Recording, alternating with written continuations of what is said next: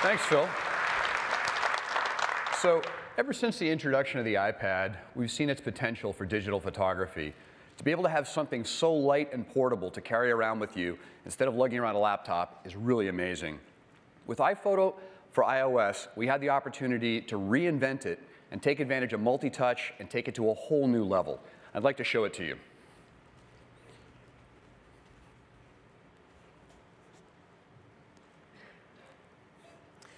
We'll launch the application, and we start out with these beautiful shelves that show you all the photos that are on your device. We've got your albums.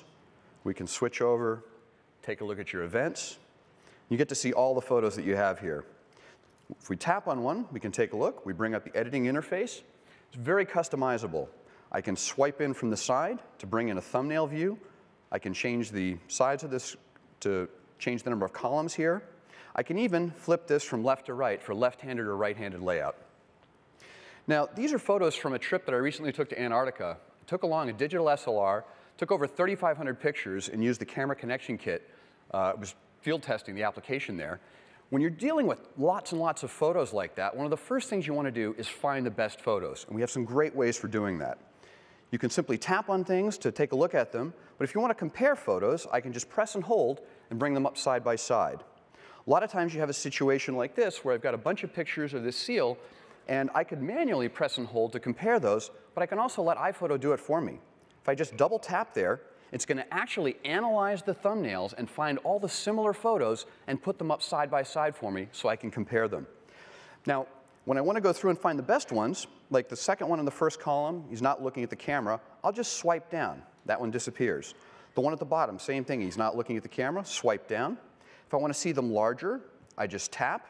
It goes to a larger size. I can swipe. His eyes are kind of closed there, so I'll swipe down, not looking at the camera. So now I'm down to 2. The one at the top's nice, but I think I like the expression on the one at the bottom better. So I'm going to swipe down on the one on the top. Now I can zoom in by just pinching apart. And you can see the kind of detail that I have here. If I bring up my info panel, the reason for this was shot on a Nikon D300. It's a 12-megapixel image, and all 12 megapixels are available here. In fact, I can work with images up to 19 megapixels on the iPad. And on the Retina display, these images look absolutely amazing. So now that we've chosen the image, the best one of that group, I'll touch the flag button to mark it. Once I've chosen a number of photos and flagged them, I can tap at the top of the thumbnail column and select to just view the flagged photos. Photos like this penguin staring contest here. Once you've got the photos, we have some great sharing options. I'll tap the share button. We have things like email and Twitter, Flickr, Facebook that you can send your photos to. Once you've chosen the best photos, you want to make them look even better. And we've got some great tools for that. Jump over to another album here. So here's a nice photo, but we can make that look even better. Down at the bottom along my toolbar, I'm going to tap the Auto Enhance button, and we're going to automatically adjust the contrast and color of the image to make it look better. But you'll notice the horizon line is not quite level. So I'm going to, down along in the lower left here, I've got my tools. I'm going to tap on the first one, which is my crop tool. And iPhoto is going to automatically analyze the photo and find the horizon line. It's drawn a line across, and I have a button on the right side, and I just touch that button, and it straightens the horizon line for me. So with just 2 touches, I'm able to go from this to this. And that's another feature. In the upper right corner, there's a button, Show Original. Anytime, I can always compare the original to the one that I'm working with. Now, the crop tool also has some great multi-touch features to it. So I can just use my fingers to pinch apart and pan around. If I turn my hand, I can actually rotate. I've got a dial at the bottom that allows me to do the same as well. I can grab a corner and change the cropping. Or if I want to go to some standard sizes, I tap the gear in the lower right corner, and it brings up some standard sizes. So say I want to do a square crop there, and I can just reframe, and just like that, I can crop the photo. Now, another thing that you run into a lot with photos is things that are too light or too dark. And the second tool I have is my exposure tool. And this brings up our unified control at the bottom that allows me to adjust the shadows, the highlights, the brightness, and the contrast. But I can do this in a great multi-touch way as well. The shadows in the lower left corner are a bit too dark. So I'm just going to touch my finger in the lower left, and it brings up these controls, and I just slide upwards in there, and up come the shadows.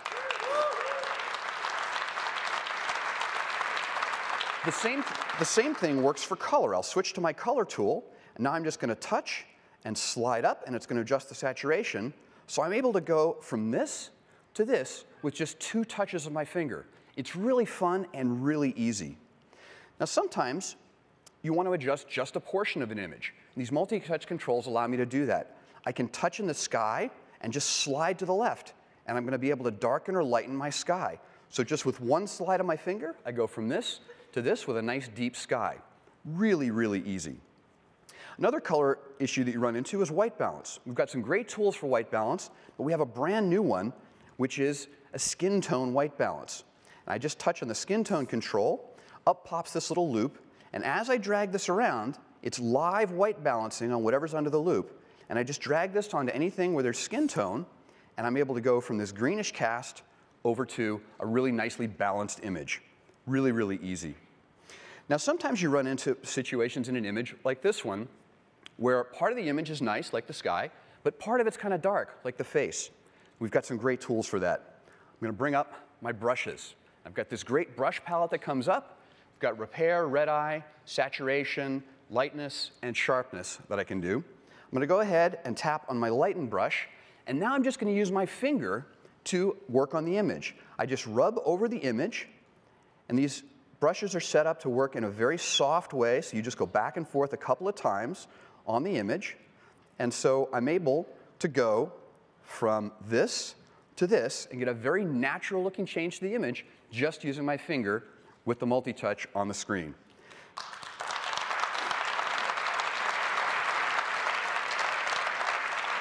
So a great set of brushes that I can use, and like everything else on iPhoto, it's all non-destructive. So I can go back and make changes to any of this at any time that I'd like. Now, the next thing I'm going to show is we have some great effects. That's my 5th tool. I'm going to go ahead and choose my effects, and up pops my swatch book of effects that we have here. And we've got a whole bunch of different ones that I can choose from. I'm going to go ahead and choose my black and white card. Now, to apply a black and white, I just touch on the little film strip down here, and it applies a black and white. Professional photographers know there are lots of different ways to do black and white. You can mix the red, green, and blue very differently to get different effects. And I can do that by just sliding my finger along this strip down here. And I can get all kinds of different effects. I just slide my finger to where I like it, with kind of a dark sky. I kind of like the way that looks. And then I've got a couple of extra options here, like I can touch on the vignette, and then just using my fingers, I can pinch and get a great effect just with a couple of movements of my finger. So we've got some great photographic effects. We've also got some great artistic effects, like tilt shift and watercolor that can be applied with just a couple of touches of your finger. So some great effects in there as well. Now, once you've chosen your images and made them look good, you want to be able to share them. And we have a great new way of doing that. Switch over here to an event.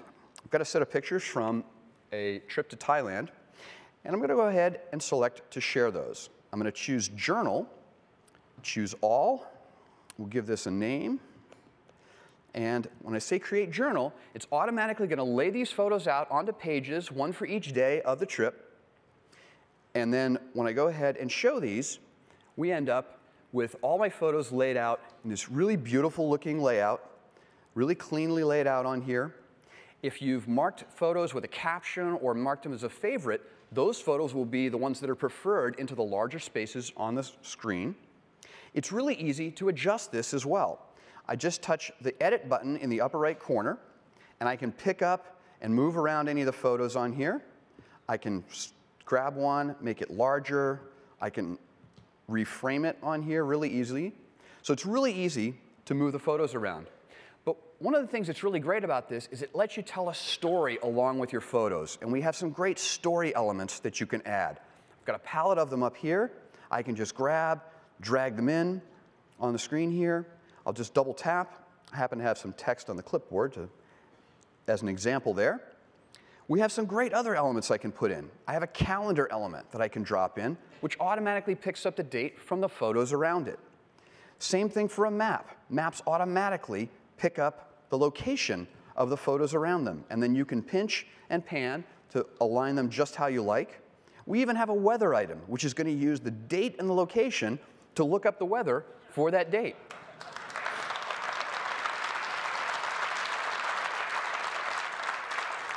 So these are really fun to put together, and they allow you to really put some story around your photos. But once you put this together, they look great on your iPad, but you want to be able to share them.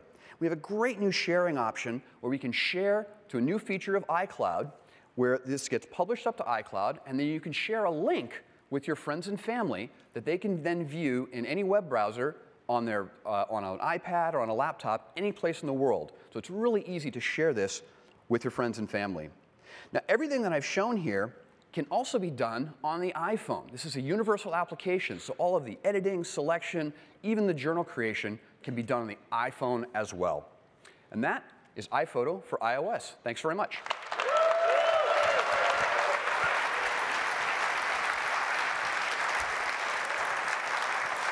Thank you, Randy. As